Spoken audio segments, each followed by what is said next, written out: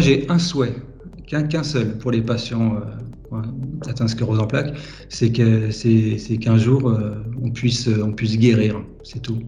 Alors, bah, c'est vrai que la discussion avec les proches, elle est hyper importante. Il faut, il faut discuter, c'est obligatoire pour moi. Il faut pas faire peur, hein, forcément, mais il faut discuter. Si la personne en face de vous n'est pas prête à discuter, il faut lui dire qu'il y a une application smartphone qui est vachement bien, qui s'appelle Ma vie avec la sclérose en plaques, par exemple. Il faut lui dire d'aller sur les sites internet des associations pour s'informer. Pour moi, ce qui est aussi très important dans une vie de malade, c'est d'être bien entouré. Alors, c'est être bien entouré, alors, suivant les, oh, pardon, je bafouille, suivant l'étape de la maladie, mais d'être bien entouré, c'est-à-dire avoir des amis proches, fidèles, d'avoir une famille. Moi, je sais que mon moteur dans ma vie, évidemment, c'est l'association Notre Sclérose, mais pas que.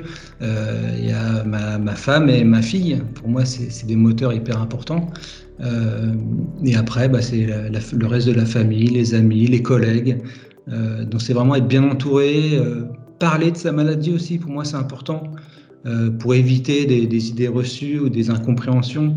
Alors là, c'est plus compliqué parce que le message pour le grand public, je dirais d'abord que c'est une maladie du jeune adulte.